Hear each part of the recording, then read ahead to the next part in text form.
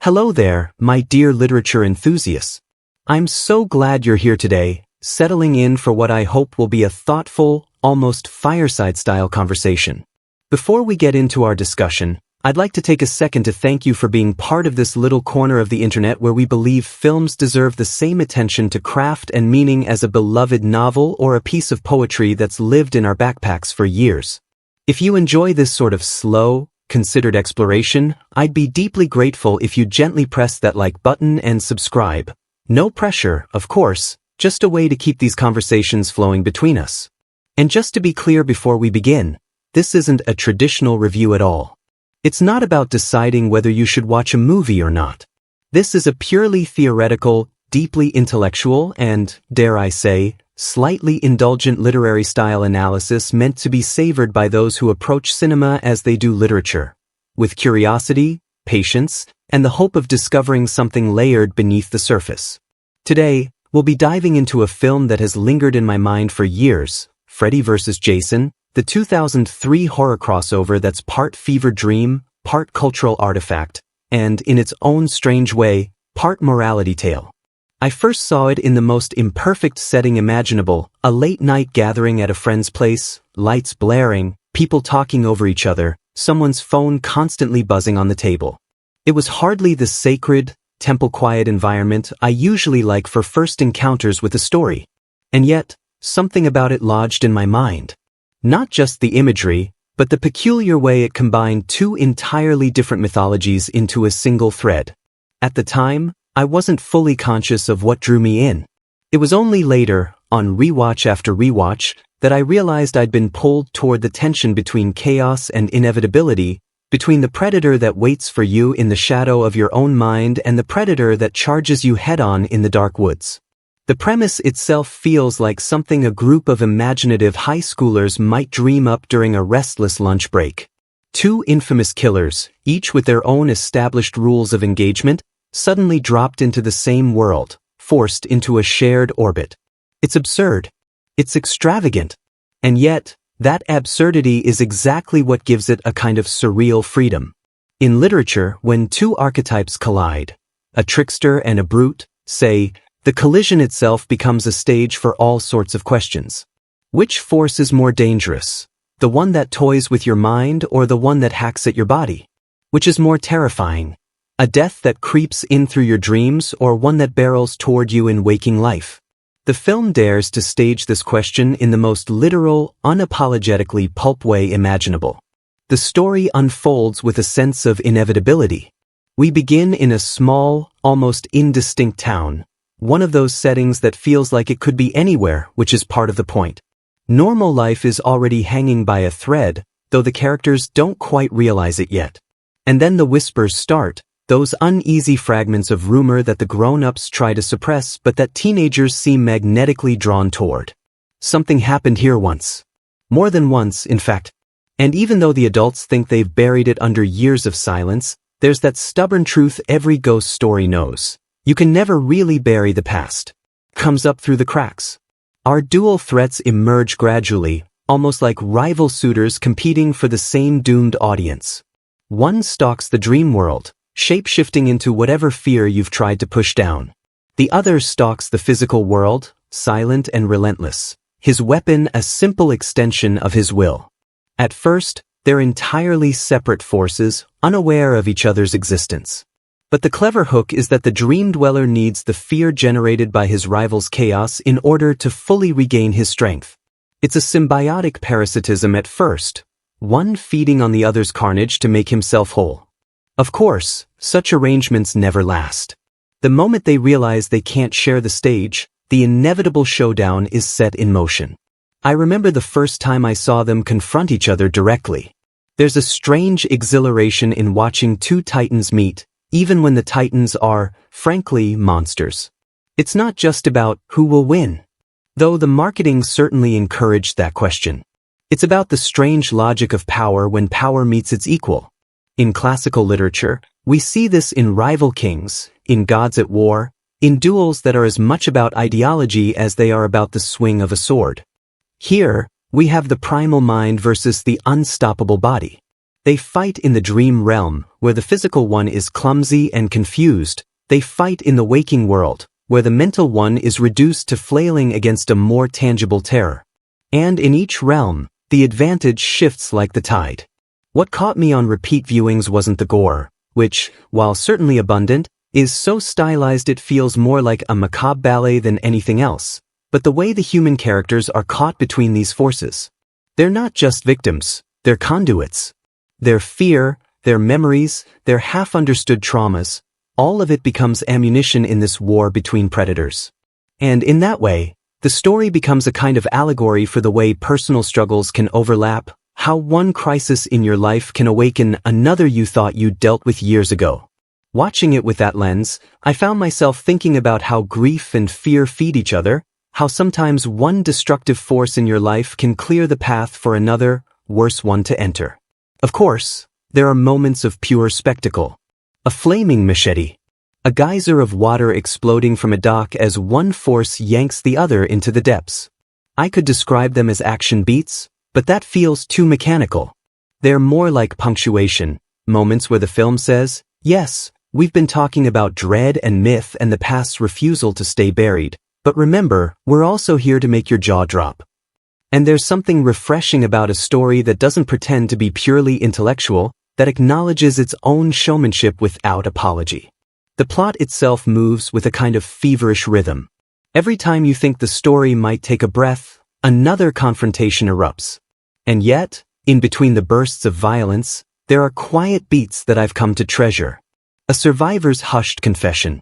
A hesitant kiss that feels almost absurd in the shadow of everything else. The way someone stares into the distance, as if trying to remember a dream that's already fading. Those are the moments that stick with me, the human pauses that give all the noise its meaning. And then there's the ending.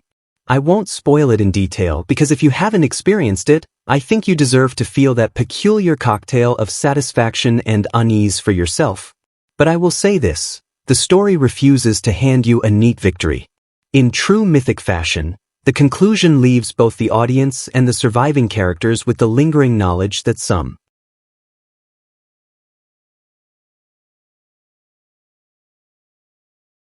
forces can't be vanquished, they can only be kept at bay for a while. It's a reminder that in life, as in stories, closure is often more about making peace with the ongoing struggle than about finding a final solution. The thing is, I've found myself returning to this film not because it's perfect, it isn't, but because it feels like a strange mirror for certain parts of my own inner landscape. The idea of battling on multiple fronts, of feeling caught between two equally overwhelming forces, resonates more than I'd like to admit. There have been seasons in my life where I felt like the hapless townspeople here, caught between competing demands, fears, or identities, knowing that neither is something I can simply walk away from. Watching these two monstrous archetypes tear into each other becomes, in a way, cathartic. There's something oddly comforting in watching chaos cancel chaos, even temporarily. I also can't help but appreciate the sheer audacity of its construction. It's one thing to create a single compelling villain. It's another to merge two distinct mythologies without losing the essential flavor of either. That balancing act reminds me of literary mashups, like when a modern novelist dares to blend genres that traditionally keep their distance, say, historical realism with magical absurdity, and somehow makes the combination sing. There's risk in it, but also an alchemy that, when it works, feels almost inevitable in hindsight. When I talk about this film with friends, especially those who come from a literature background, they often raise an eyebrow at the idea of analyzing something so gleefully pulpy with the same seriousness we'd apply to Dostoevsky or Morrison. But for me, that's exactly the joy of it. Great storytelling doesn't always wear its greatness in the trappings of solemnity. Sometimes, it dresses itself in wild colors, in over-the-top confrontations, in a soundtrack that makes your blood pump. And beneath that costume, you can still find the same structural bones. Archetypes, moral tension, the inevitability of conflict, the bittersweet reality of incomplete resolution. I suppose part of my affection for it comes from the fact that it was never meant to be subtle. It's like a stage play where all the actors have agreed to project to the back row, even if they're standing inches from you. That kind of theatricality, when done with confidence, can be oddly liberating to watch. There's no pretension about being respectable art here, just a willingness to let the material be as big, as strange, and as messy as it wants to be. Over the years, I've come to realize that films like this have a way of sneaking into your personal canon. Not because they align with your usual taste, but because they challenge it.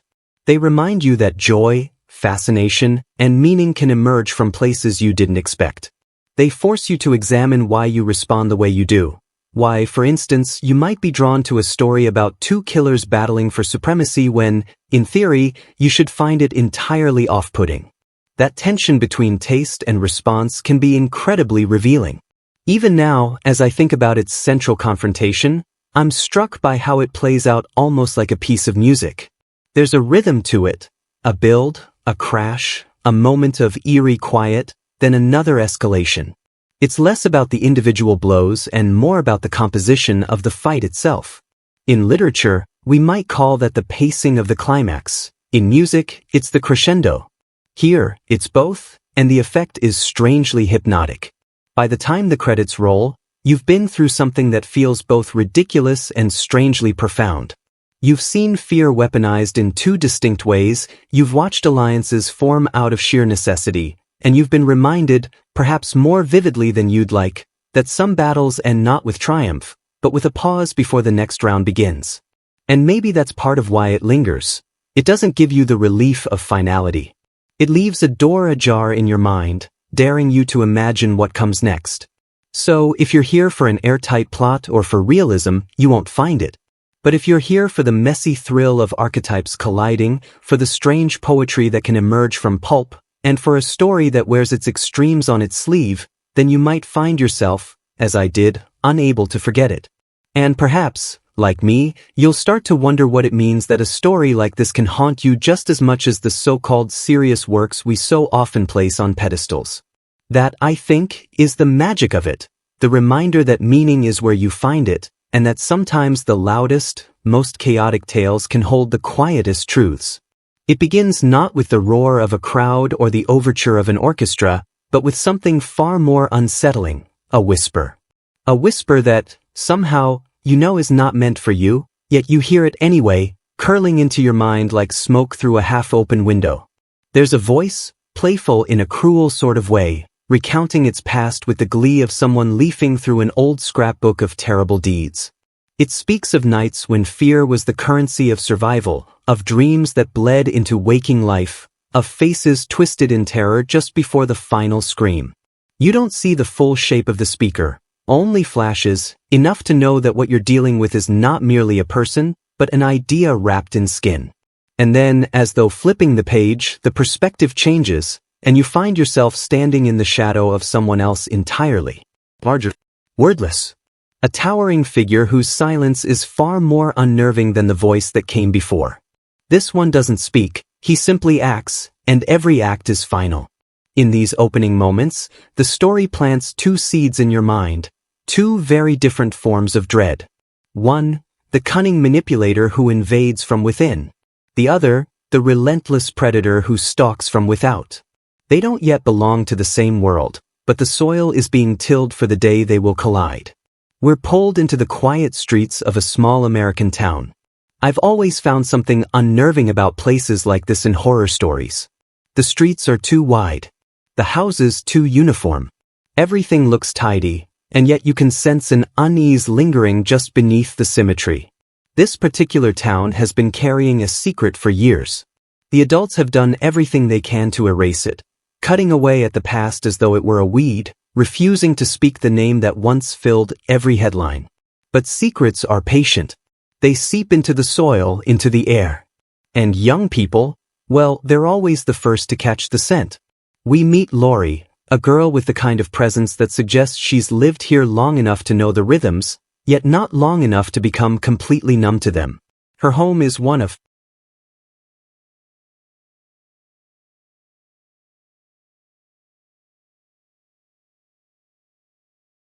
those modest suburban houses where the living room is arranged for polite conversation rather than actual living.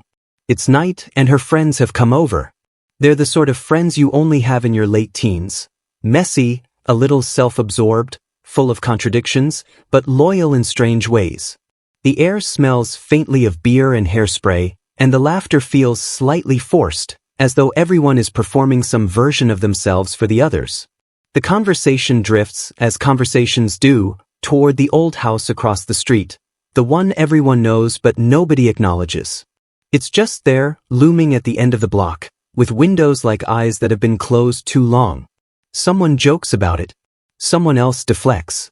And then the tone shifts. They don't know it yet, but the whisper from earlier has already reached them. It's in the middle of this gathering that a boy named Blake arrives. He's not exactly a friend, but not a stranger either. There's a tension in his body language, the way he glances at the shadows a little too often. He tries to play it off, but something's eating at him. Laurie notices, it's the sort of detail she's good at catching, but before she can ask, the night changes. Because here's the thing, one of our predators has been watching, waiting for the perfect moment to remind this town of something it's tried to forget. And he doesn't announce himself with a polite knock. He arrives like a nightmare slipping into a dream you thought was safe. The lights seem dimmer for no reason. A chill works its way through the house. And suddenly, Laurie is alone in a place she knows, except that something feels subtly, terribly wrong. The attack is sudden. Brutal. The figure who strikes is impossible to mistake. Silent, masked, massive. The friends scatter like startled birds, but there's no outrunning him once he's chosen you. A blade arcs through the air, the kind of blade that has no interest in subtlety, and the night erupts into chaos. By the time the screaming stops, the house has been transformed into a crime scene, and the whispers in town will never again be quite so easy to ignore. The police arrive quickly, but they're tense, almost cagey. They ask too many questions and answer none. There's a sense, at least to my eyes, that they know more than they're saying. That they've seen this pattern before and hoped it would never return. Laurie, still in shock, tries to piece together what she saw, but the fragments won't hold still. Her friends are shaken, retreating into themselves. Meanwhile, somewhere else, somewhere not bound by the rules of waking life, the whisperer from before is grinning. He's been feeding on the fear generated by the masked brute's return, growing stronger with each new ripple of panic. But he's not satisfied. No, he wants the spotlight back on himself. The problem is, fear fades when people stop speaking your name. So he hatches a plan, use the other killer as his herald. Let the physical carnage loosen the tongues of the living, so that his own legend can slip back into their dreams. As days pass, the town feels different. People lock their doors earlier. Conversations drop to whispers when certain topics arise. At school, rumors flare and fade like sparks. Some students joke nervously about the killings. Others go quiet, glancing over their shoulders. Laurie's friends, Kia and Gib, try to distract themselves, but their eyes betray the weight of what they've seen. And Laurie herself, well, she's haunted not only by the events of that night but by strange, fragmented dreams. Dreams of a burned man in a hat, with a smile like a knife and eyes that seem to know too much. Then we meet Will. His reappearance is sudden, almost cinematic. He's someone from Laurie's past, a boy she once knew well, who vanished under mysterious circumstances. When she sees him, there's a shock of recognition, but also confusion. Why is he here now, after all this time? And why does he look like he's been carrying a burden that's aged him years in just months? Will, as it turns out, knows more about the town's dark history than Laurie could have guessed.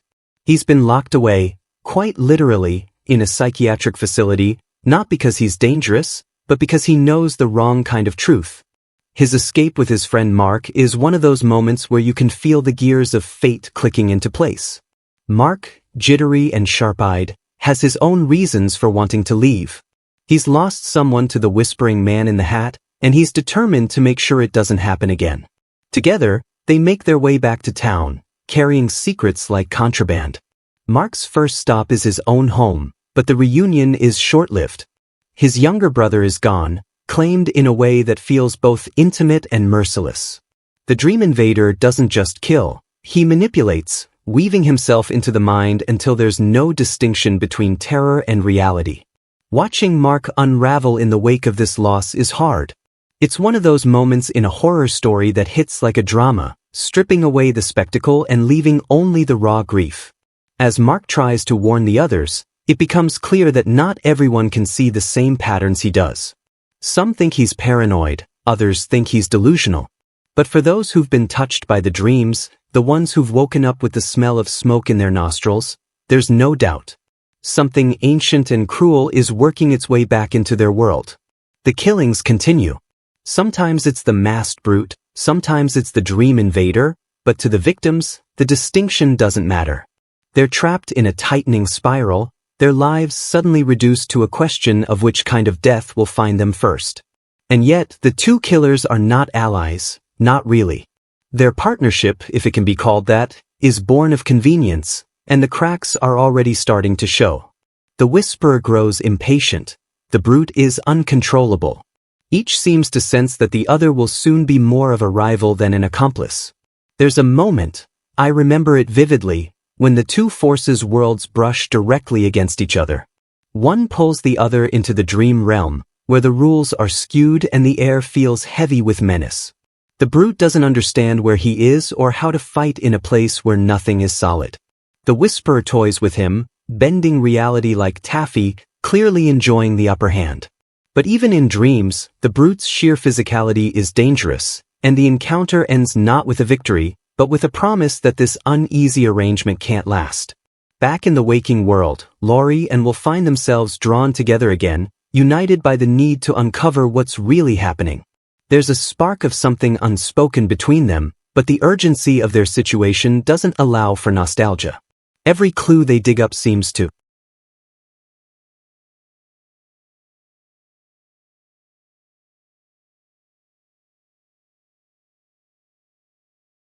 confirm the same terrifying truth. The town's silence, enforced for years, was never protection. It was a kind of slow surrender. And now the past is awake again. By this point, fear has seeped into every corner of their lives. Sleep becomes dangerous. Every shadow feels like it might be hiding someone, or something. And somewhere, in the dark corners of both worlds, the Whisperer is watching, smiling, waiting for his moment to make the stage his own. It's strange how quickly a town can shift from uneasy to unrecognizable. One week, you're walking down streets that feel like they've always belonged to you. The next, every familiar corner has a shadow you don't trust. That's where things stand now, doors locked before dusk, curtains drawn, a collective refusal to admit that something far larger than any single person is pulling the strings. But Laurie and will no longer have the luxury of denial. They've already looked the truth in the eye, and the truth has smiled back at them.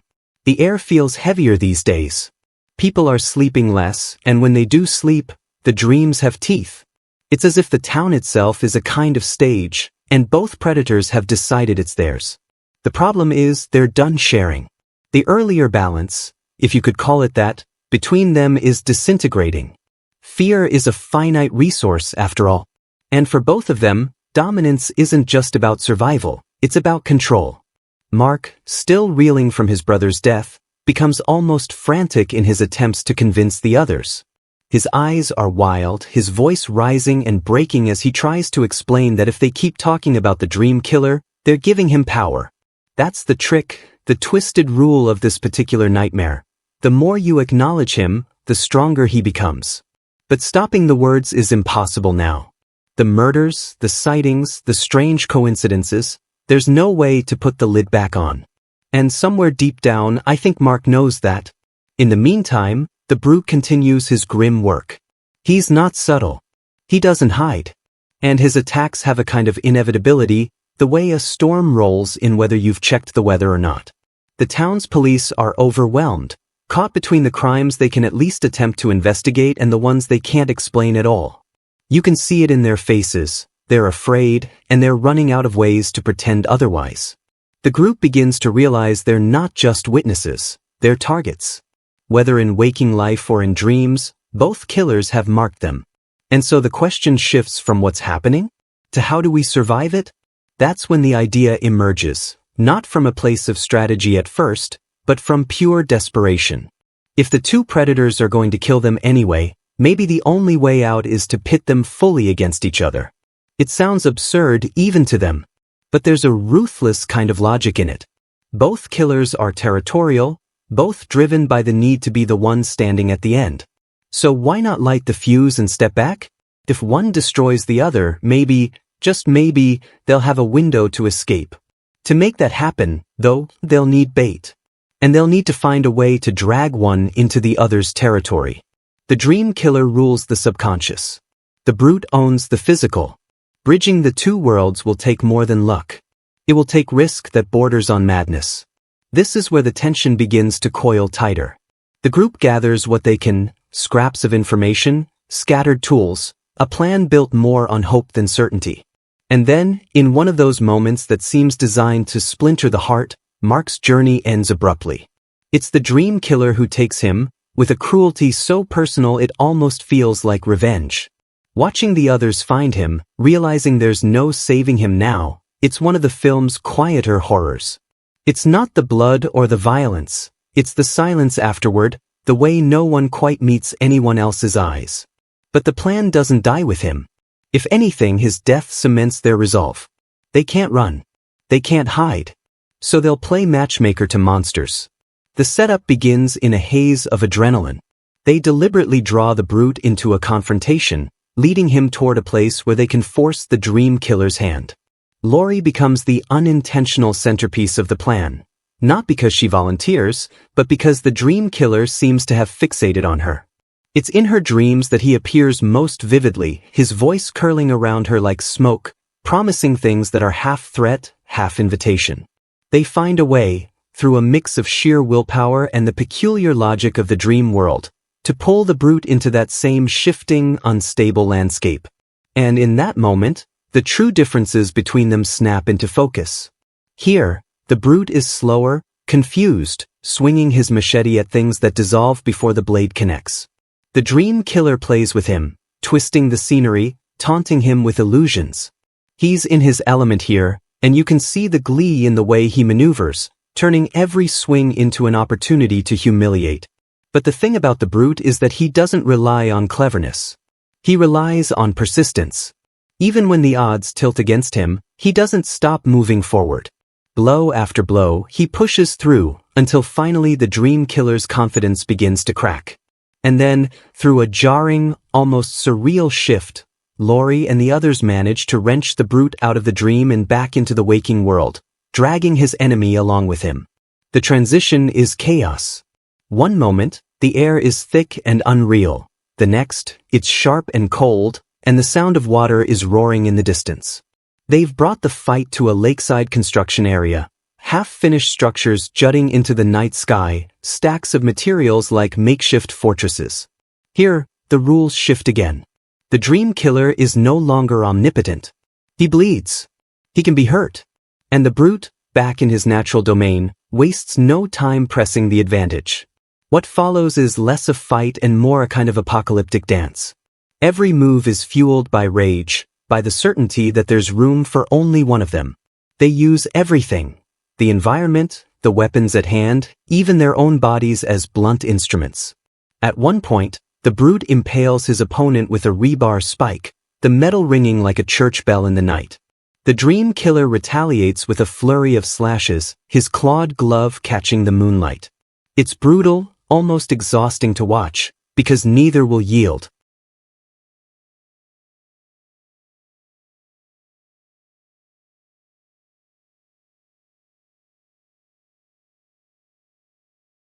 And all the while, Laurie and Will are caught on the edges of this war, trying to survive long enough for it to end, one way or another.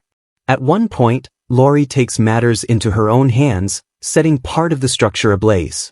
Flames leap into the air, the reflection dancing across the water, casting both killers in hellish light.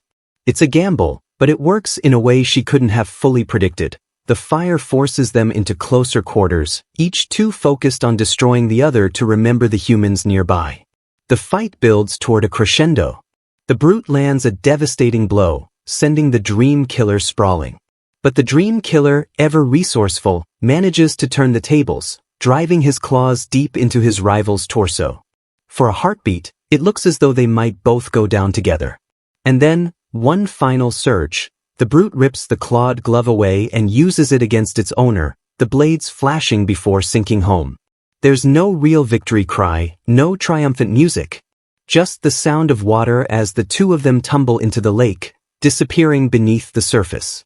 Laurie and Will, battered and breathless, stand on the dock as the flames crackle behind them. It's over, or at least, it feels over enough for them to leave. They turn, limping away from the destruction, their faces a mixture of relief and disbelief. But this story was never going to give them something as simple as closure. In the final moments, the lake stirs. Ripples spread outward. And then, emerging from the mist, the brute steps onto the shore, his machete in one hand, and the severed head of his rival in the other. The head blinks, smiles, and laughs. A laugh that's more promise than farewell. It's the kind of ending that doesn't end at all, a reminder that some conflicts aren't meant to be resolved, only paused. And that, I think, is why it lingers in the mind. Because in its own chaotic way, it tells a truth that literature has been circling for centuries. Some forces in life will never truly be defeated. They just wait for the next moment to rise. Laurie is the kind of protagonist who doesn't stride onto the stage with obvious heroism stitched into her. She's not the loudest voice in the room, nor the most defiant. If anything, her strength is the sort you only recognize in hindsight, quiet, deliberate, hidden in small decisions. When we first meet her, she seems almost content to orbit the louder personalities of her friends. She's careful with her words, watchful in a way that suggests she listens twice before speaking once. And yet, beneath that restraint, there's a spine of steel. It reveals itself not in grand gestures, but in the moments where others falter. When chaos hits, when bodies fall, when the very shape of reality begins to distort, she doesn't collapse inward. She absorbs the shock and moves. I've known people like that in my own life. The ones you underestimate until the floor gives way beneath you, and they're the ones who've already figured out how to climb out. For Laurie, survival isn't just about instinct, it's about stubbornness. She refuses to be erased, and in a story where erasure, literal and figurative, is the weapon of choice, that makes her dangerous in the best way. Will, by contrast, carries his strength in the open, though it's worn down by years of being disbelieved. There's a restlessness to him, the way someone looks when they've been holding onto a truth no one wants to hear. His time in confinement hasn't broken him, but it's given him a constant edge, as if he's always half expecting someone to slam a door in his face. Yet, despite his own trauma, he's drawn back to Laurie, not out of nostalgia alone, but out of a genuine desire to protect her from the thing that's been stalking his thoughts for years. He's a character whose heroism comes from persistence, from refusing to let go of the thread even when everyone else insists it doesn't exist. Keena is interesting because she wears her armor differently. On the surface, she's sharp-tongued, quick with a jab or a bit of sarcasm, the kind of friend who can disarm tension with a well-timed eye roll. But that bravado is a shield, and you can see the cracks when the danger becomes too close to joke about. I think of her as the kind of person who would rather you remember her as outspoken and a little vain than as someone capable of deep loyalty. Yet, when the moment calls for it, she'll stand her ground. Her arc isn't about transforming into someone else. It's about revealing the parts of herself she normally hides. Gib, on the other hand, wears her fragility more openly. She's caught in the tangle of grief and bad coping mechanisms, leaning on reckless choices to blur the edges of her pain. I find her one of the most human characters in the story because she's messy in ways that aren't glamorous. When tragedy strikes her personally, she reacts not like a perfect fictional archetype, but like someone who's simply not equipped to carry another loss. Her death comes too soon to give her a redemptive arc, and maybe that's the point. It's a reminder that not everyone gets the chance to outgrow their flaws. Mark stands apart from the others in a way that makes him feel like a parallel protagonist for a time. His loss is the most personal, his connection to the nightmare figure the most direct. You get the sense he's been living with the shadow of that fear longer than he's been willing to admit. His nervous energy isn't just a quirk, it's the survival instinct of someone who's been hunted before. I've met people with that same jitter in real life, the kind that says, I know what it's like to see something and wish I hadn't. Mark's tragedy is that he's right about nearly everything, but knowing the truth doesn't save him from it. Then there are the two forces at the center of this entire ordeal, forces that, if they were in a novel, would be cast not as characters, but as fully fledged archetypes. The dream killer is the trickster devil of folklore reborn in American suburbia. He is, in many ways, the villain as seducer, less concerned with brute force than with wearing down the mind until the body follows. His power lies in narrative itself. The more you speak his name, the more you recall his deeds, the stronger he becomes. In that way, he's a parasite on memory, thriving on the human inability to fully forget a fear once it's lodged itself in the brain. What makes him so unsettling isn't just his cruelty, but his humor. He plays with his prey, twisting the rules of reality into mockeries of the safe spaces they once knew. He's a storyteller in his own right, except his stories end with the audience dead.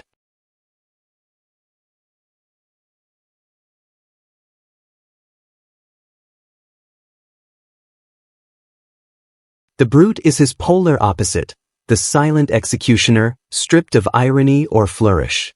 He doesn't toy, he doesn't warn. His presence is felt not in words but in the rhythm of his approach, slow, unhurried, inevitable. If the dream killer is the spider weaving a web, the brute is the wolf who doesn't need one. There's something almost elemental about him, as if he's less a man than a natural disaster with a mask. His persistence borders on the supernatural, and unlike his rival, he doesn't seem to care whether you fear him before you die. For him, the act is the only statement. What fascinates me about their dynamic is how they inadvertently highlight each other's qualities. In the dream realm, the brute's lack of imagination becomes a weakness, exploited mercilessly. In the waking world, the dream killer's reliance on manipulation becomes irrelevant when raw force is all that matters.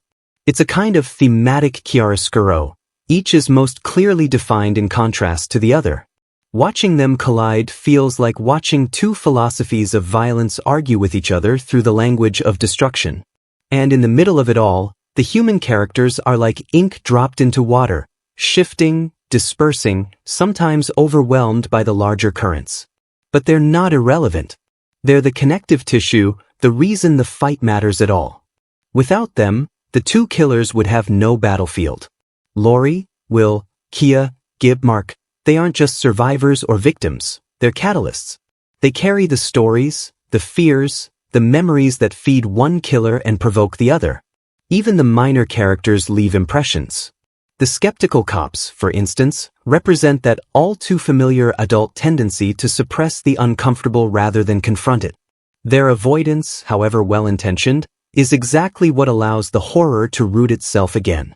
And the nameless townspeople, those glimpsed locking doors, avoiding certain streets, remind us that fear isn't always loud or visible. Sometimes it's a quiet, suffocating thing that changes the way you breathe. What stays with me most, though, is how the film refuses to grant any of these characters pure victory. Even Laurie, who makes it to the end, does so knowing that neither threat is truly gone. That's an unusually honest note for a story like this to end on. In literature, we call that a refusal of catharsis, the choice to leave the wound open not because the writer is cruel, but because they're being truthful. And perhaps that's the real achievement here. For all its spectacle, its pulp, its audacious premise, the story treats its characters as more than just pieces on a board. They are each in their own way portraits of how people react to fear, whether by denying it, confronting it, masking it with humor, or letting it consume them. The killers are forces of nature, yes, but the humans are the weather vanes, the barometers, the evidence that something larger is at work. When I think back on it, I don't just remember the blood or the fire or the clash of monsters. I remember Laurie's stillness in moments where panic would have been easier. Will's unshakable insistence that the truth matters, even when it isolates him. Kia's defiance, sharp and reckless but real. Gib's vulnerability, unvarnished and unromantic. Mark's eyes, wide with the knowledge that sometimes being right changes nothing. They're not perfect. They're not invincible. But in a story where survival itself is a form of rebellion, they are exactly what they need to be, stubborn enough to keep moving, even when the road ahead is nothing but shadows. There's a peculiar magic in knowing that what we see on screen, the fire, the shadows, the unblinking masks, was once just a small village of people in jackets and coffee-stained gloves, working under the buzz of set lights. And in the case of this particular film, that magic is tangled with something even stranger: the chaos and accidents, the whispered arguments, the improbable coincidences that shaped the final cut in ways no one could have scripted. The first odd truth is that the movie almost didn't happen. For nearly a decade before a single frame was shot, it existed only as an idea tossed between studios like a hot coal. Two horror franchises, each with its own fiercely loyal following, each guarded like a family heirloom, were not easily convinced to share the stage. There were countless scripts, some wildly imaginative, others just plain absurd. One early draft, for instance, reportedly involved a cult trying to resurrect both killers to fulfill some arcane prophecy. Another took a satirical turn, throwing the two villains into a courtroom battle, with witnesses called to recount their encounters. It's strange to think how close we came to seeing a version that was more black comedy than horror. Eventually, the script that reached the screen was chosen not because it was the most outrageous, but because it struck a balance. Spectacle for the fans, but with just enough connective tissue to make it feel like a shared world rather than two separate films spliced together. Yet even that decision was fraught. Studio notes flew back and forth, trimming here, adding there. There was a constant tug-of-war between making it dark enough to honor the legacy of both franchises and flashy enough to draw in audiences who might be seeing these characters for the first time. The director, Ronny Yu, was an unexpected choice. Known more for his work in Hong Kong cinema and for giving Bride of Chucky a gonzo, stylized energy, he didn't carry the baggage of having been immersed in either series for years. That, in a way, became his greatest asset.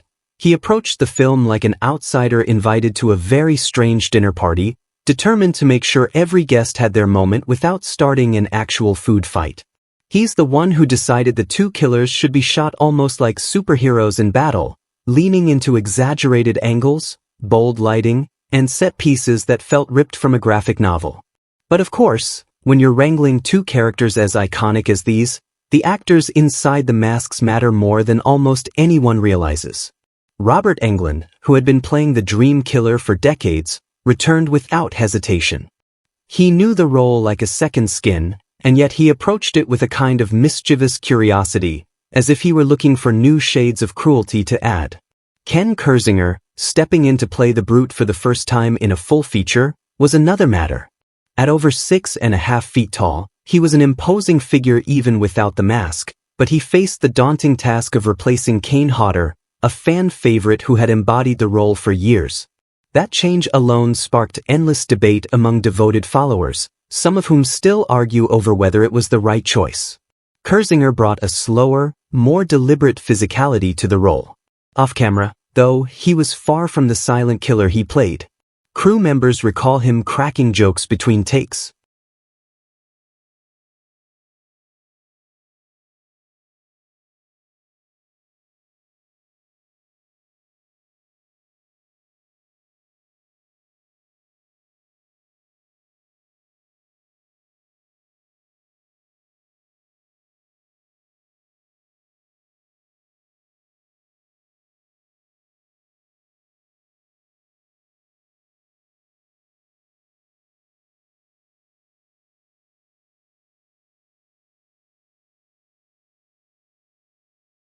Sometimes still in full costume, the mask tilted up just enough to reveal a grin.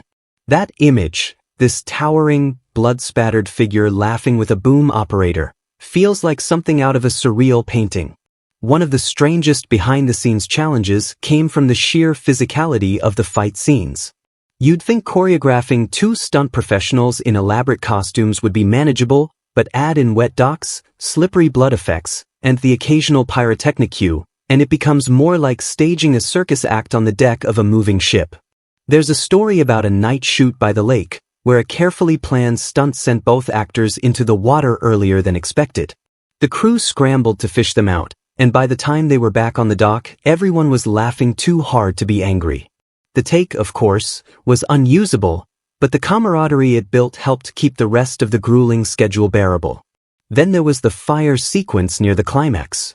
Practical effects were used as much as possible, real flames licking across set pieces, carefully controlled but still dangerous.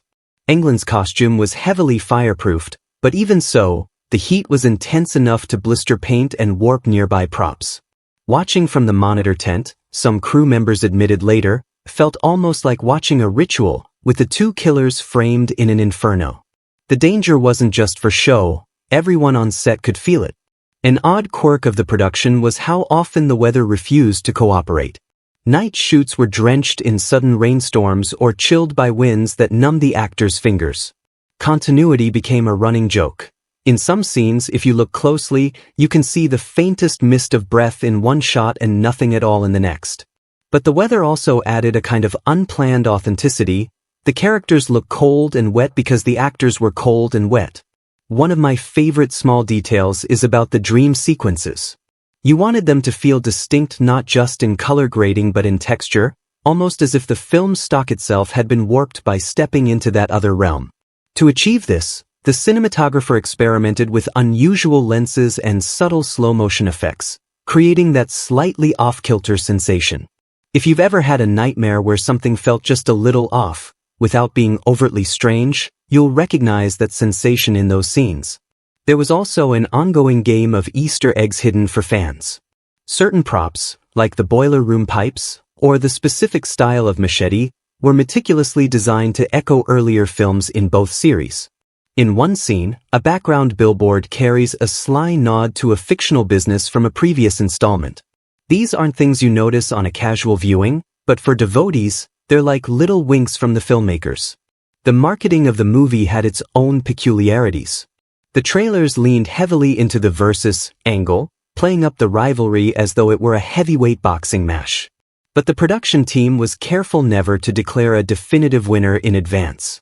Even among the crew, the question of who would win was a source of endless debate. Some joked that the true winner was whichever actor managed to avoid the most stunt-related injuries. And injuries, inevitably, did happen. Minor burns from pyrotechnics, bruises from weapon choreography, even a cracked rib during one of the more intense grapple scenes, though that particular injury was kept quiet at the time so as not to alarm insurance representatives.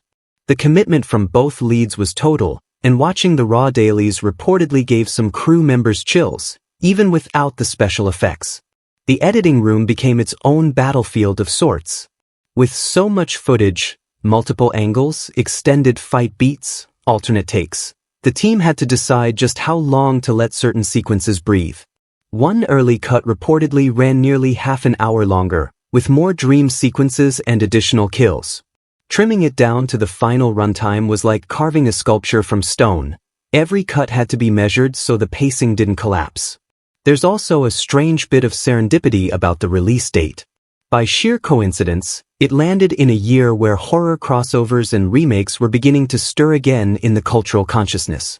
It became, unintentionally, a kind of harbinger for the next decade of horror, where legacy characters would be dusted off, rebooted, or thrown together in ways designed to reawaken old fan bases.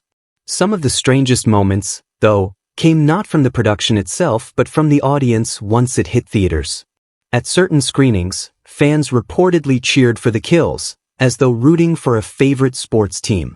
In others, people gasped audibly when the two killers finally came face to face, as if they were witnessing history. It's rare for a movie to provoke that kind of live, communal reaction anymore. And here's one last oddity that always makes me smile.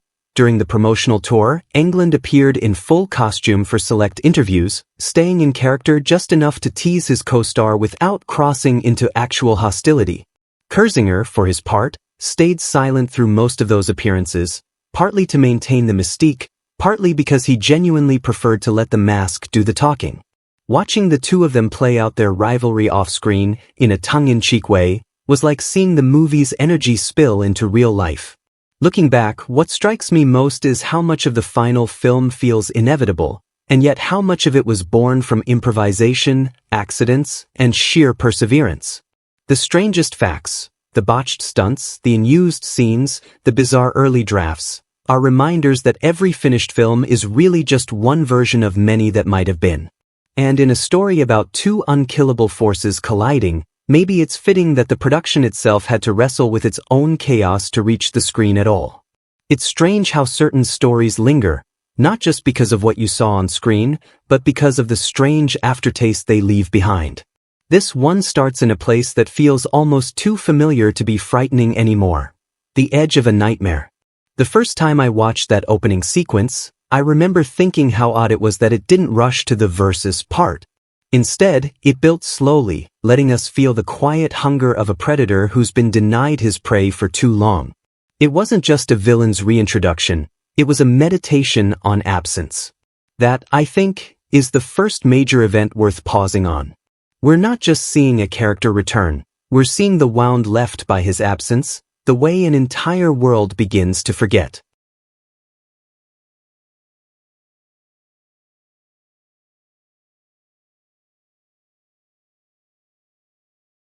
From a critical standpoint, that's an unusually reflective way to begin what could have been pure spectacle. The camera lingers on shadows, on flickers of past horrors, almost like someone thumbing through a scrapbook of atrocities.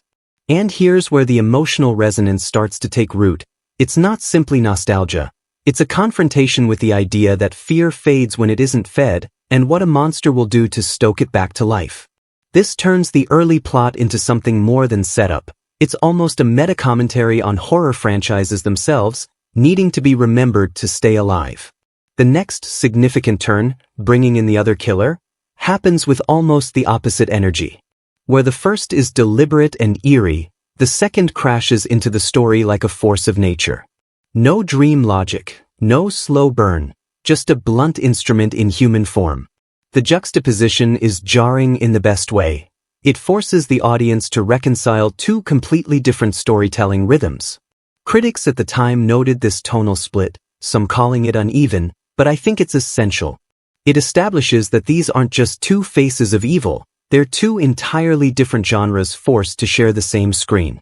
That friction is part of the thrill. When the first deaths begin to pile up, the temptation is to see them as filler between the big showdown moments. But I've always thought of them as brushstrokes in a larger painting of chaos. Each scene tells us something about the way fear spreads, how rumors revive old terrors, how violence disrupts the illusion of safety. There's a sequence midway through, involving a house party gone disastrously wrong, that illustrates this perfectly. On the surface, it's just a blood-soaked set piece. Underneath, it's about the breakdown of order, the way groups fracture under panic. You can almost feel the sociology of it, how in moments of shared danger, alliances form and dissolve with terrifying speed. One of the most strikingly crafted events comes in the middle stretch, when the human characters, caught between these two nightmares, begin to understand that they're not facing a single threat. The dawning realization plays out not with a triumphant "ja," but with a slow, sick dread. From a thematic standpoint, this is where the story slips from simple horror into something closer to tragic farce. Imagine living in a universe where one unstoppable killer exists. Now imagine discovering there's another. It's a moment of cosmic bad luck so absurd it almost tips into dark comedy, and that tonal balance is one of the film's strangest achievements. Critically, I find the Dream Realm confrontation to be one of the most layered sequences, not because of the blows traded, but because of the way the environment becomes a third character. The dream space isn't just a backdrop, it's a manifestation of control, of one killer's comfort zone, twisting reality to his liking. Watching the other flounder, there is more than a physical mismatch. It's a study in disorientation, in what happens when a predator is dragged into an ecosystem where their usual tools mean nothing. There's a broader metaphor here about context. How even the most powerful force can be rendered clumsy and ineffective outside its natural habitat. And then there's the reciprocal sequence, when the fight moves to the waking world, and the balance shifts. This is where the brutality changes texture. The blows feel heavier, the violence less stylized and more animal. The thematic resonance here is hard to miss. The dream manipulator's elaborate games are stripped away, leaving only raw survival. In both transitions, from dream to waking and vice versa, the story asks a subtle but unsettling question. Does evil exist because of the environment that fosters it, or does it adapt to any environment like water finding its level? Another moment I've always returned to is a quiet one, buried among the chaos. A conversation between the surviving human characters, where they wrestle with the impossibility of their situation. The dialogue isn't poetry, but the sentiment is. It's that peculiar kind of courage that only exists in people who've already accepted they might not live to see morning. From a critical lens, this is where the emotional resonance becomes most human. Amid the mythology and the spectacle, there's still the simple tragedy of ordinary people caught in the crossfire of forces they can't begin to understand. The climax itself, by which I mean not just the final fight but the entire last movement of the film, functions almost like a symphony of excess. The pacing accelerates, the set pieces grow more elaborate, and the physical punishment each killer takes borders on cartoonish. This could have easily become numbing, but the film sidesteps that by framing it less as a contest of strength and more as a contest of persistence. Neither seems able to truly finish the other, and the audience is left to wrestle with the possibility that there may be no real resolution. From a critical standpoint, this is where the versus premise reveals its paradox. The promise of the title suggests a winner, but the structure of the story refuses to grant one cleanly. Instead, it leaves us with ambiguity, with each side scoring small victories before being pulled under again. Thematically, this is a refusal of closure, a reminder that some conflicts are cyclical, destined to flare up again when the right conditions arise. In a genre where finality is usually just a setup for the next sequel, this kind of ending feels oddly honest. One event near the very end, a visual rather than a line of dialogue, always stuck with me. A single, almost imperceptible gesture from one survivor, looking out over the aftermath, captures the exhaustion and the absurdity of having lived through something so surreal. In that moment, the film tips its hand. Beneath the gore and the theatrics, it understands the emotional toll of survival. You don't walk away from that kind of night unscathed, even if you never appear in another sequel. Reception-wise, this interplay between spectacle and ambiguity was divisive. Some viewers wanted a decisive winner, a scoreboard at the end. Others, like myself, found that the refusal to give one was truer to the chaotic spirit of the premise.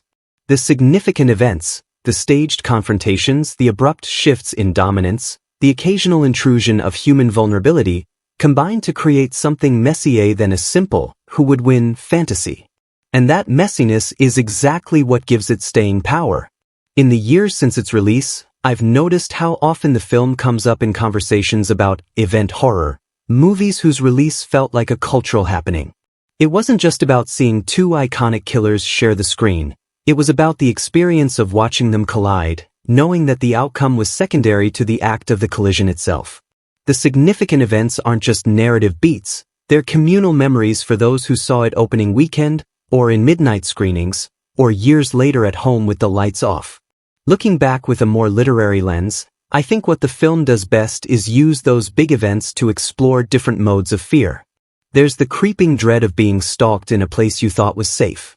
There's the surreal horror of realizing reality itself can warp against you. There's the blunt terror of raw physical force bearing down. Each significant moment leans into one of these, giving the audience a shifting diet of anxieties. The result is a kind of genre fusion that feels chaotic on purpose, as if the film itself refuses to let you settle into one kind of horror for too long.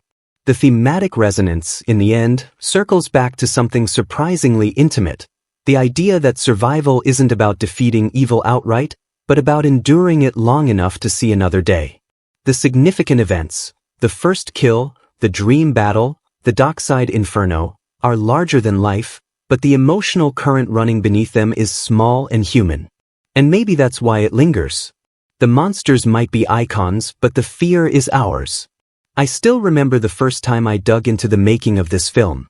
It was one of those nights where you can't sleep, you're staring at the ceiling, and for some reason you end up tumbling down an internet rabbit hole about a movie you haven't seen in years. What I found felt less like reading production notes and more like stumbling onto a chaotic travel diary from people who survived an expedition into the jungle. Only the jungle here was a Hollywood horror crossover that had been whispered about for nearly a decade before it actually happened. This thing had been in development for so long it's almost a miracle it exists at all. That's the first insight that really hit me. the sheer stubbornness of the idea. Studios had been toying with it since the late 80s, tossing drafts around like hot potatoes, watching them die in committee rooms or get swallowed by other projects. Each new attempt had its own quirks. Scripts where the killers were actually brothers, scripts where a cult brought them together, even one where the whole showdown happened inside a mental institution. The final product we got is just one thread from a tangle of wildly different possibilities. And you can feel that, if you look closely, the movie has the strange energy of something that's been built on the ruins of other movies that almost were. By the time production finally kicked off, there was this bizarre mix of relief and pressure hanging over the crew. Everyone knew they were making something that had been hyped for years, something fans had been fantasizing about since VHS rental shelves still smelled like cardboard and dust. That kind of expectation is a weight you can't really ignore. I've always imagined the first production meeting, people clutching coffee cups, grinning like kids who'd been given the keys to the candy store, but also quietly terrified they might be the ones to blow it. And then there was the casting. The return of the actor under the hockey mask wasn't in doubt, but the other half of the equation was tricky. The Dream Haunter's role had been defined so sharply by one man's performance over the years that recasting him would have been unthinkable. So he came back too, though not without hesitation. There was a weariness in interviews from the time, as if he knew he'd have to slip back into a role that was equal parts performance, makeup endurance test, and physical stamina trial. Here's a fun detail I've always loved. Those makeup sessions could run 4 hours before a single frame was shot, and they didn't just sit there quietly during it. They'd talk, tell stories, trade jabs about each other's characters. It created this odd camaraderie between the two main actors. Off-screen, they were colleagues in pain, bound by prosthetics, latex fumes, and the smell of stage blood. On screen, of course, they were tearing each other apart. The director, a man whose background was largely in flashy, kinetic genre fare, approached it almost like a rock concert. He wanted every big beat to feel like a guitar solo, loud, aggressive, over the top. And yet, in interviews, he's admitted that some of his favorite moments to shoot weren't the explosive fights, but the dream sequences where the laws of physics could bend just enough to make things unnerving. Those were the days where the set would feel less like a stunt rehearsal and more like a surrealist art project. Lighting rigs casting impossible shadows, crew members walking around with fog machines, actors moving in exaggerated slow motion for later frame adjustment. One of the strangest behind-the-scenes stories involves the water sequence toward the climax. They shot it in an actual lake, at night, in cold weather. The crew tried to heat parts of the water, but the effect was minimal. The actors were freezing, slipping around on slick surfaces, and yet they had to look like unstoppable killing machines. Between takes, they'd wrap themselves in blankets and chug hot drinks while stunt coordinators checked cables and safety divers floated nearby. There's a photo from set where one of them is still in full monstrous makeup, sipping from a styrofoam cup like it's the most natural thing in the world. Another production oddity, the stunt doubles often switched roles. Because of certain fight choreography demands, the man usually playing the hockey mask killer would step into the dream killer's shoes for a particular move, and vice versa. It's an invisible bit of movie magic, you'd never notice unless someone told you, but it means that in a few shots, you're technically watching one killer attack himself. Crew members tell stories about how the gore effects were like their own little department of chaos. Practical effects ruled the day, prosthetic limbs, pumps for arterial spray, fake torsos rigged to burst on cue. The sound department got creative too, using everything from wet rags slapped against tile to raw meat dropped on the floor to get the right squelch. There's something oddly endearing about imagining a group of professionals huddled around a microphone, making disgusting noises for art. One particularly tricky scene involved a prop bed that had to collapse and fold in on itself during a nightmare sequence. It malfunctioned twice, once trapping a stunt performer halfway in the mechanism, leading to a brief panic before they freed him unharmed. After that, the crew gave the bed a nickname, the Hungry Bed, and someone even taped googly eyes to it between takes. That little bit of humor helped cut the tension on set during what was otherwise a stressful shoot. The weather didn't always cooperate either. Several night shoots were threatened by sudden downpours, forcing the crew to scramble with tarps and rescheduling. In some cases, they used the rain to their advantage, letting it add a sheen to the scenes that made them look moodier and more atmospheric. There's a running joke among horror cinematographers that wet always looks better, and here it really did. The reflections, the glistening surfaces, the way light bounced off the water droplets. One of my favorite smaller facts is that some of the Dreamworld set designs were inspired by actual nightmares described by crew members during pre-production. The production designer asked everyone to write down their most vivid bad dream, then pulled little fragments from them. A particular hallway layout, a strangely colored sky, a piece of furniture in the wrong place. It's subtle, but knowing that gives those scenes an extra layer of authenticity. And speaking of authenticity, the stunt team deserves their own chapter in the making of this film. They were working with two characters who are both essentially unstoppable, which means the fights couldn't be too short or one-sided. Every hit had to look brutal but also survivable enough for the scene to continue. They designed the choreography almost like pro wrestling matches, big, dramatic moves, staged to give the audience a sense of ebb and flow. There are even moments where you can spot little, selling moves, where one killer takes a second to stagger or shake off a blow, just to give the crowd, and the opponent, a breather. Then there were the happy accidents, moments that weren't planned but ended up in the final cut. One involved a stunt performer slipping on wet ground during a fight scene but catching himself in a way that looked deliberate and menacing. The director loved it so much he kept it in. Another came from a makeup mishap, where a prosthetic partially tore during a shot, making the wound look nastier than intended. Again, they rolled with it. The rap party was, by all accounts, a strange mix of exhaustion and catharsis. Imagine a group of people who've spent weeks drenched in fake blood, enduring night shoots, breathing fog machine residue, suddenly being able to just relax. Someone brought in a cake shaped like the two killers shaking hands, which was both funny and slightly unsettling. Cast and crew swapped war stories, laughed about the mishaps, and toasted to having survived a project that had been cursed in development for over a decade. For me, the real takeaway from all these behind-the-scenes glimpses is how collaborative the whole thing was.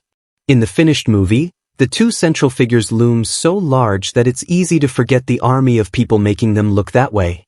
Lighting technicians carefully positioning rigs for just the right eerie glow. Costume designers fussing over the exact shade of grime on a jacket. Prop makers crafting weapons that looked lethal but were safe to swing full force.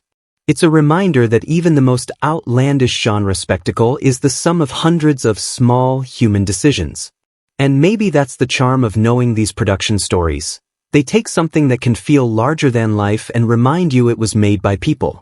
People with cold hands from night shoots, people who joked about murderous furniture, people who stood ankle-deep in fake blood while discussing where to get the best late-night coffee.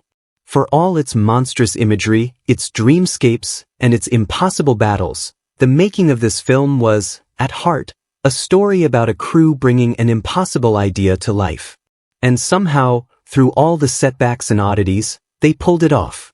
The first thing that always comes back to me when I think about this movie's settings is not any single location, but the feeling those locations give. It's this push and pull between the real and the unreal, a constant shifting between places you could almost walk to from your front door and places that seem like they could only exist in the kind of dreams you wake up sweating from. It's not just a choice of scenery, it's a rhythm, a heartbeat the movie keeps time with. The suburban streets are probably the most deceptively important element in that rhythm. They're familiar, even a little bland, trimmed lawns, houses with that lived-in but slightly generic architecture. At first glance, they could be anywhere in small-town North America, which is exactly the point. It's that universality that makes them perfect for horror. You look at those streets and think, I've walked somewhere just like that. And that's when the film can pull the rug out from under you, turning a place of comfort into a place of dread. But the real magic is in the way those streets are shot. The cinematographer doesn't give us postcard daylight here. He gives us slightly muted colors, a sky that always seems just a touch too overcast, as if even the sun is keeping its distance. Streetlights buzz a little too bright at night, casting unnatural cones of yellow that feel isolating rather than safe. There's often a sense of emptiness, as though the neighborhood exists only for the characters, suspended in some liminal in-between where nobody else matters. Then there's the high school, a location that's almost cliché for horror, but here it's handled with a strangely personal texture. It's not glossy Hollywood halls. It's fluorescent lit, slightly grimy, with lockers that have probably been there since the late 70s. I've always loved how the camera sometimes lingers in places that aren't plot important. A janitor's closet door ajar, a stairwell where the paint is peeling, just to give you the sense that this place has been worn down by years of unremarkable days. It's mundane, and that's what makes the sudden intrusions of violence or nightmare imagery hit harder. And oh, the cornfield party. That setting is burned into my brain for how it weaponizes open space. Normally, wide open areas in horror can be tricky. Too much room can dissipate tension. But here, the cornfield is more like a labyrinth with no walls, just endless stalks lit by the erratic glow of bonfire flames and cheap party lights. The smoke from the fire catches in the camera lens, giving the whole sequence a hazy, fever dream quality. It's loud, it's chaotic, it feels like the kind of teenage gathering that's just one bad decision away from disaster, and then, of course, disaster arrives. The geography of it is intentionally disorienting. You can't quite tell where the edges of the party are, where safety might be, and that's exactly how the characters feel. But my favorite settings, and I mean favorite in that strange, slightly guilty way you love something terrifying, are the dreamscapes. The production design here leans hard into surrealism, staircases that seem to tilt just a few degrees too far, corridors that stretch longer than they should, industrial spaces that hum with an unseen presence. The color palette shifts dramatically in these moments, saturated reds, deep blues, greens so sickly they feel almost biological. It's not subtle, but it's right. This isn't the sort of horror that wants to sneak up on you quietly. It wants to grab you by the wrist and drag you somewhere you've never been. One dream location I've always been fascinated by is the boiler room.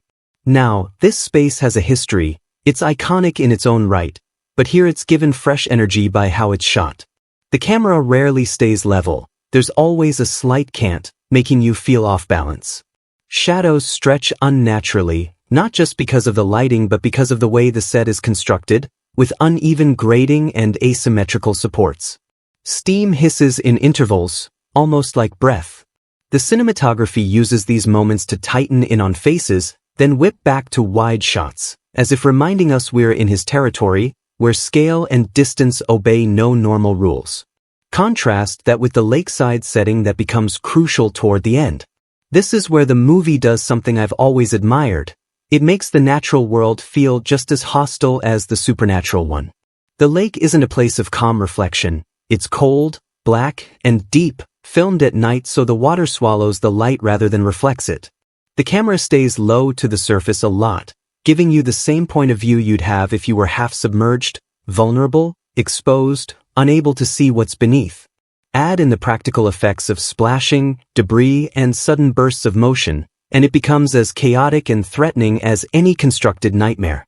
What ties all these settings together is the cinematography's commitment to mood over realism. The lighting often pushes beyond what would exist in a natural environment, but it never feels arbitrary. Green light spilling from a doorway, a streak of crimson across a character's face, the deep blue wash of moonlight that somehow illuminates without comforting. These choices are deliberate emotional cues. They tell you, without words, exactly how you should feel about a space before anything even happens in it. And then there's the movement of the camera itself. In the calmer, real-world scenes, the camera tends to be steady, almost observational. But once we slip into nightmare territory or a set piece kicks into gear, the cinematographer starts to play. Sudden tracking shots, quick whip pans, POV angles that put us right behind a weapon or inside a terrified sprint.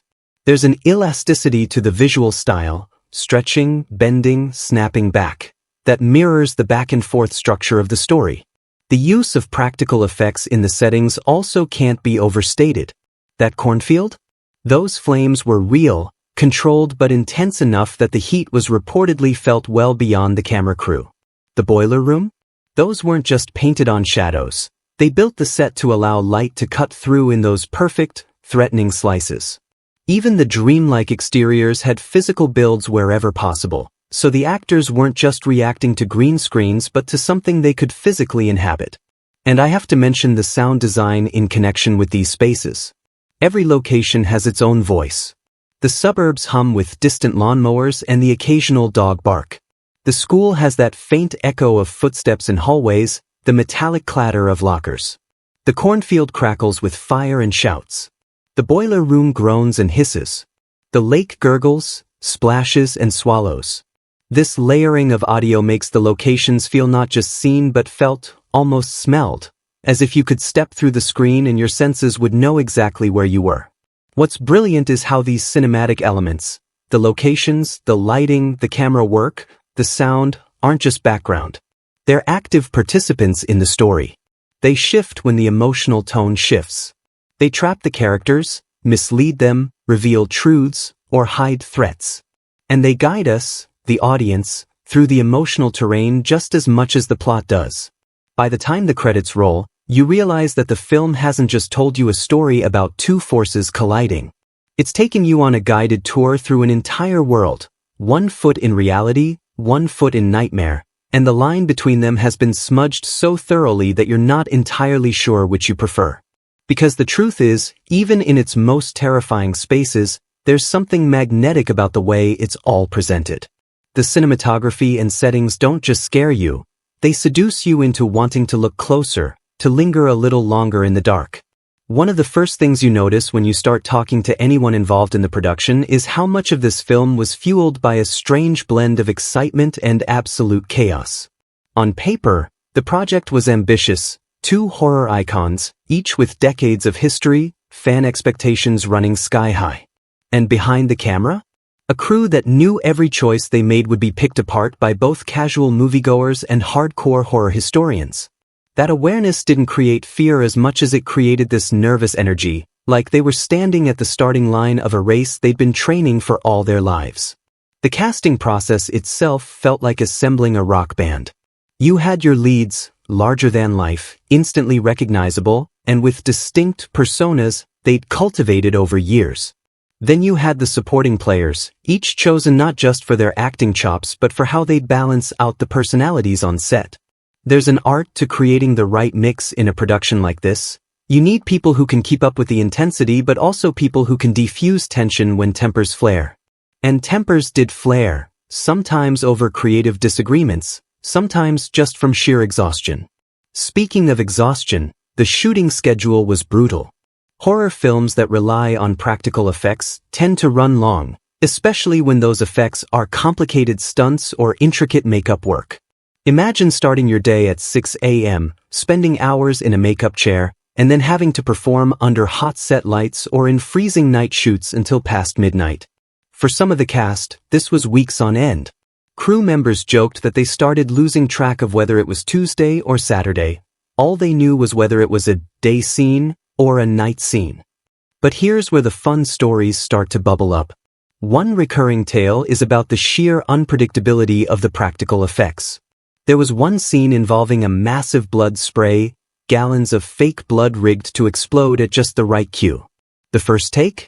Perfect, except the spray didn't hit the intended target. It hit the camera operator full in the face. The second take?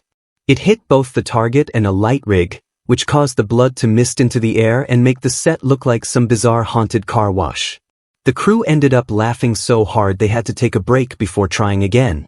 Those moments, while frustrating from a production standpoint, became the glue that kept everyone sane.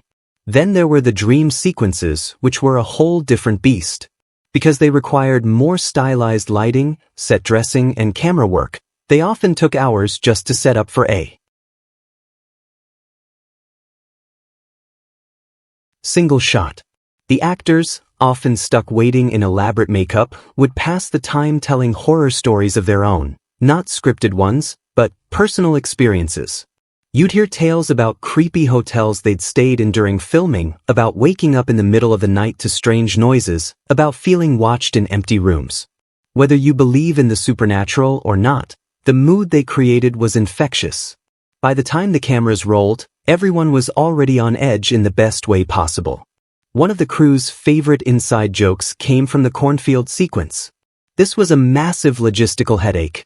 Dozens of extras, bonfires, stunt coordination, and the ever-present fear that something could go wrong with so many moving parts. But the unexpected problem? Mosquitoes. Apparently, the field was swarming with them. Cast members would be trying to deliver intense lines or run for their lives, and you'd see them subtly swatting at their arms between takes. They tried bug spray, citronella, even industrial-strength fans. Nothing worked completely. By the end of the night, everyone had bites, and the makeup team had to work extra hard to cover them for continuity. The lake scenes were another exercise in both endurance and trust. Shooting at night in cold water is no one's idea of fun, but it's especially tricky when you've got to make it look effortless on screen. Safety divers were on hand at all times, but even so, the actors had to deal with numb limbs, heavy costumes, and the disorienting nature of filming in a dark, shifting environment. At one point, a prop malfunctioned and sank faster than expected, leading to an impromptu underwater rescue from a quick-thinking crew member. They laughed about it afterward, but in the moment, hearts were racing. The crew dynamic was fascinating. You had your special effects team, a tight-knit group who treated their work like sorcery, protective of their tricks, proud when a gag landed perfectly. Then there were the stunt coordinators who brought a whole different energy, meticulous planning, constant safety checks, but also this adrenaline junkie enthusiasm for pushing the limits. The camera team often had to balance between the two, figuring out how to capture the effect or stunt without ruining the illusion. There were also little rituals that developed over time. The director had a habit of playing certain songs over the speakers before a big scene, both to set the tone and to keep energy up. One track in particular became the unofficial anthem of the shoot. Anytime it played, everyone knew something wild was about to happen. The makeup team had their own running gag. If someone fell asleep in the chair, they'd quietly add a tiny, barely noticeable extra scar or bruise just to see how long it took for anyone to notice on set. Tensions weren't absent, of course. There were disagreements over pacing, over how much gore was too much, over whether certain shots were necessary. But what's remarkable is how often those disagreements led to creative solutions rather than grudges. In one case, a scene that was proving impossible to nail in its scripted form ended up being reimagined entirely on the spot, with input from both cast and crew. That version, born of necessity, turned out to be one of the most memorable moments in the final cut. Looking back, what really stands out is how the film was built on this constant interplay between control and chaos.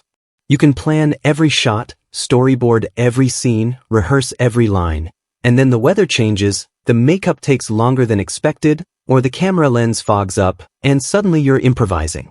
That's where the magic happens. It's messy, it's unpredictable, but it's alive. And maybe that's why the behind-the-scenes stories are as compelling as the film itself. They remind you that movies aren't conjured fully formed, they're hammered out in the heat of long days, shaped by human hands and human quirks. They're the product of laughter at 3 a.m., of whispered problem-solving in the corner of a crowded set, of friendships forged in fake blood and mosquito bites.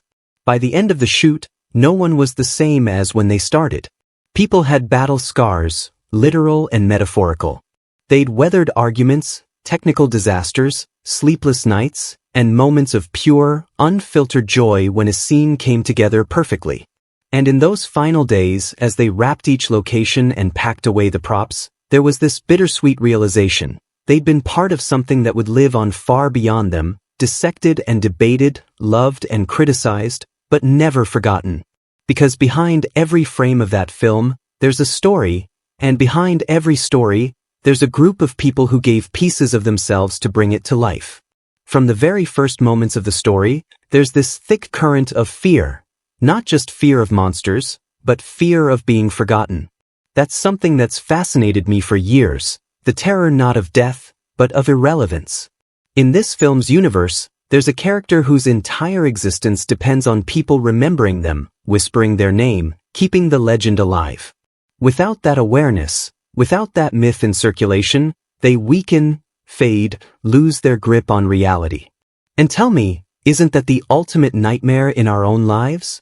To not just die, but to vanish from memory altogether? I think about how so much of what we do, consciously or not, is about making some mark, leaving behind some story worth telling. That's why this theme hits harder than it might first seem. It's not just horror logic, it's human logic. We fear irrelevance more than we admit. That hunger for recognition is mirrored in the other central figure, whose entire arc is about reclaiming power. But unlike the one who feeds on fear through memory, this second force draws strength through direct physical domination, survival through strength and endurance. They don't care if people tell their story. They just want to keep moving, keep existing. And there's something almost prehistoric about that. In that way, the two aren't just enemies. They're symbols for two competing survival strategies, legacy versus persistence. And then, threading between them, there's the human cast, fragile, flawed, sometimes frustrating, who become pawns in this strange duel. Here, the film dances with another theme that's been with us since the oldest myths, the idea that humans are caught in the crossfire of forces bigger than themselves, whether those forces are gods, monsters, fate, or history. It's the Iliad, but instead of warriors and deities, it's teenagers and supernatural killers.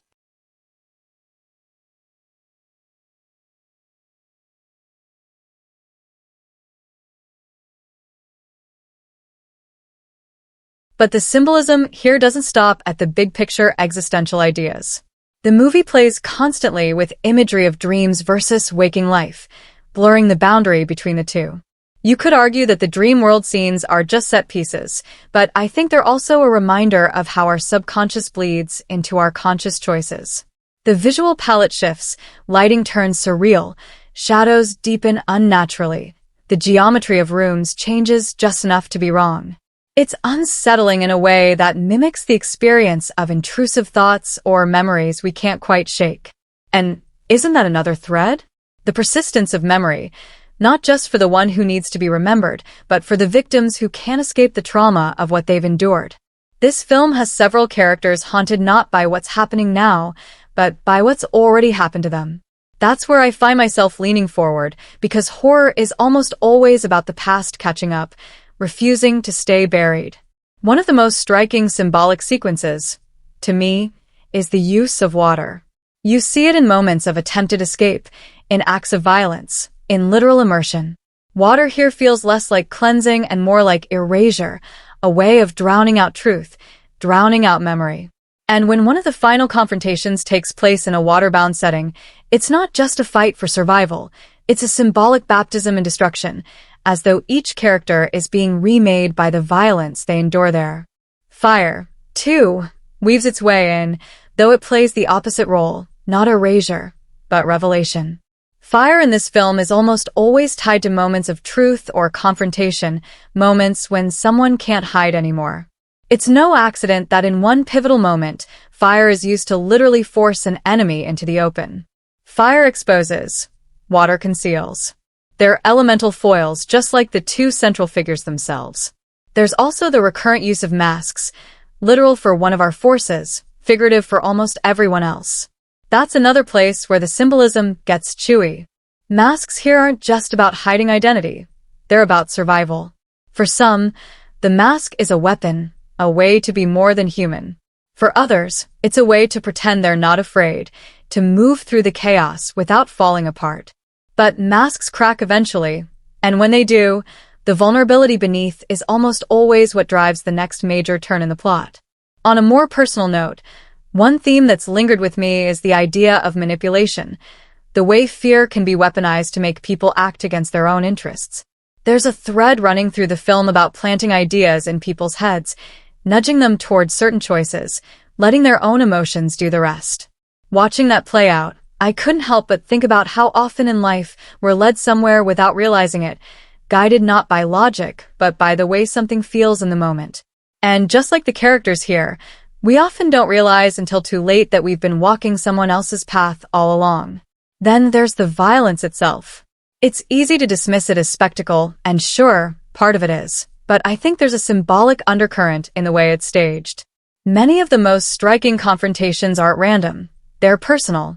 They happen face to face, in places that hold emotional weight for the characters. The violence here often feels like a conversation, one that bypasses language and goes straight to the body. It's primal communication. I am stronger than you. I will overwrite your story with mine. That's why, in the climactic moments, it's not just about who survives. It's about whose version of the story gets to endure. Even the supporting characters become thematic carriers. Some embody denial, the refusal to acknowledge danger until it's too late. Others represent desperation, the willingness to risk everything for a slim chance at escape. And then there are those who, even in the face of overwhelming terror, seek to understand the nature of what they're up against. They're the truth seekers, the ones who feel almost literary in their role, characters who might as well be standing in for the audience, asking the questions we'd ask, pulling at the threads of the mystery even when they know the answers might destroy them. There's also an undercurrent of generational storytelling here, the way myths and warnings are passed down, reshaped, sometimes distorted. The old stories in this film aren't just background lore. They're living things, whispered in hushed tones, edited over time, and ultimately wielded as tools. The tension between what's remembered and what's forgotten becomes a kind of battlefield in itself. One of my favorite symbolic moments, and I'll tread lightly to avoid giving away the exact mechanics, involves a character realizing that the very thing they've been running from can be turned into a weapon. It's such a clean piece of thematic writing, the idea that fear can both destroy and protect, depending on how you hold it. I've thought about that scene a lot since first seeing it because it mirrors the way real people sometimes reclaim what once held power over them, twisting it into something they can wield instead of endure. And let's not overlook the recurring visual motif of thresholds, doors, hallways, gates, bridges. These spaces are always liminal, in between, neither fully safe nor fully dangerous until you cross. They work on both a practical horror level, great places for tension and jump scares, and a symbolic one. They're about choices, about the irreversible nature of stepping forward when you don't know what's on the other side. All of this layers into the central theme I keep coming back to, the struggle for dominance, not just physical dominance, but narrative dominance. In the end, this isn't simply a story about two monsters fighting. It's about which story will survive, which myth will be stronger, and how the people caught in the middle will either become part of that myth or be erased entirely. And maybe that's why, despite all the spectacle and camp, the film lingers with me. It's because it's not just about slashing and chasing. It's about memory, power, control, and the fragile ways we hold on to our own stories when something bigger tries to rewrite them. Underneath the horror trappings, it's asking the same questions we all face in our own quieter, less bloody lives. What will they remember of me? Whose version of my story will last? And when I'm gone, will I still matter? What struck me first when I revisited this film was how it blends two very different visual languages. Remember, it's bringing together two iconic worlds, each with its own cinematic DNA. One is steeped in the surreal, with a palette that leans into exaggerated colors, disorienting. Lens choices, and warped visual logic. The other thrives in the tangible, the physical, the blunt force of grounded brutality. These two aesthetics don't just meet, they wrestle, they bleed into each other. Sometimes within the same scene. From a filmmaking standpoint, that meant the cinematographer had to walk a strange tightrope. In dream space scenes, you'll notice wide lenses that curve reality, almost imperceptibly bending straight lines into uneasy arcs. The lighting shifts too, often from naturalistic sources into bold, almost garish tones, neon greens, deep reds, shadows that swallow entire corners of the frame. It's unsubtle in the best way, the kind of boldness that says, yes, we're leaving realism now. Keep up. Then, in the waking world sequences, there's an almost documentary-like commitment to grounded textures. The camera often sits lower, closer to the actors, letting us feel the weight of the environment. Wet pavement, rusting metal, flickering fluorescent lights that hum with a sound you feel as much as hear. The grain of the film stock itself becomes part of the mood, lending a tactile grit that makes the world feel lived in, unsafe. And speaking of sound, let's not skip past it. If visuals are the bones of horror, sound is the blood that keeps it alive. In this film, there's a deliberate layering of auditory cues that train you, almost like a Pavlovian experiment. Certain metallic clangs, dreamlike whispers, and reversed echoes appear again and again, priming you to feel unease before anything visible changes. The sound design borrows from the surreal side of the film's DNA for dream sequences, backwards reverb, distorted breaths, unnatural silences where you expect noise, and from the slasher side for reality, heavy footsteps, guttural impacts, screams that cut through the mix like torn fabric. The editing, too, plays this double game. In the dream sequences, cuts are sometimes timed against rhythm rather than action. A surreal logic that feels more like memory than linear storytelling. Scenes may jump without clear transition, as though your mind just accepted a sudden shift in location because that's how dreams work. In contrast, reality-bound sequences are paced to let tension coil before snapping, long takes that suddenly break into rapid-fire cuts when violence erupts, forcing your brain into fight-or-flight mode. There's one particular moment, and I'll tread lightly to avoid full spoilers, where a dream bleeds into reality without a visible cut. The shift happens entirely through lighting and sound. What was warm and dim turns cold and bright. The ambient hum of the real world vanishes, replaced by a muffled, almost liquid distortion. The first time I saw it, I didn't notice exactly when the switch happened. I just felt it, the way you realize halfway through a nightmare that you're not safe anymore. That's the kind of craft I live for. Now, let's talk camera movement. The film loves to keep you moving, but never in a way that feels flashy for its own sake. Tracking shots often follow characters from behind, pulling you along like you're part of the group, but unable to warn them about what's coming. In key dream scenes, the camera will sometimes float unnaturally, gliding in ways no human operator could without mechanical aid, a subtle cue that the world's rules have changed. When the action gets physical, though, the camera drops into handheld chaos, jolting and stumbling like an eyewitness running for their life. Lighting design here is another quiet marvel. In the waking world, practical sources dominate: lamps, car headlights, streetlights, creating shadows that feel natural but unpredictable.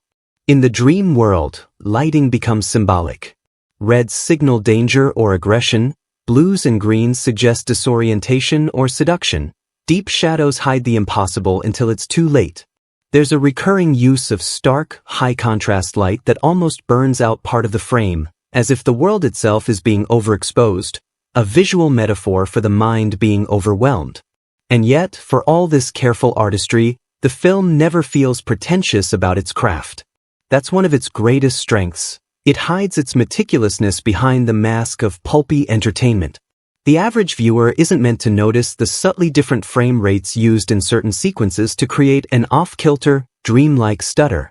They're not meant to consciously catch the way the score uses a slightly detuned instrument to make even a calm scene feel unsettling. These are gifts for the subconscious. Now, let's briefly step into the world of box office, because this is where art and commerce do their awkward dance. This movie was a high-stakes gamble. You're blending two established franchises, each with a fiercely protective fan base, and you're trying to make something that pleases both without alienating either. That's not just a creative challenge, it's a marketing and financial one. The studio poured serious resources into making the film feel like an event, not just another sequel. Early teasers leaned heavily into iconography over plot, banking on recognition. A shadowed silhouette here, the glint of metal there, just enough to make audiences lean forward. They knew they didn't need to sell the story so much as the collision. And it worked. The opening weekend numbers were massive, proof that anticipation alone can be a currency if you build it right. But sustaining momentum was trickier. The box office showed a sharp drop after the initial surge, a sign that the movie was front-loaded with die-hard fans who showed up immediately, while casual viewers were slower to commit. This kind of performance is almost baked into event films that hinge on a specific matchup or crossover. Once the curiosity is satisfied, the repeat viewings depend on whether the film delivers more than novelty. Still, the financial success was undeniable. For a horror movie, even one with this kind of built-in audience, the global gross was a statement. It proved that legacy properties could be reinvigorated not just by remakes or reboots, but by creative combinations. That's a lesson Hollywood has been exploiting ever since, for better or worse. And here's the thing. The The filmmaking techniques we've been talking about weren't just about atmosphere. They were strategic. They were designed to make the film watchable in a crowded theater and on a small home screen months later, during the DVD boom of the early 2000s. That's why the lighting avoids overly subtle detail that would vanish on lower-resolution formats. That's why the sound mix is punchy and clear enough to survive the compression of early digital releases. The filmmakers knew their work would live on in multiple formats, and they planned accordingly. In the end, that's what fascinates me most. The way all these techniques, from lens choice to marketing, from sound design to release strategy, form a single ecosystem. Horror has always thrived on resourcefulness, on doing the most with what you have, but here, the craft feels like it's operating on two levels, serving the story and serving the event. The result is something that sticks in the memory not just for its monsters or its spectacle, but for the way it felt to watch it, the way it pulled you into a shifting, unstable world and dared you to keep up.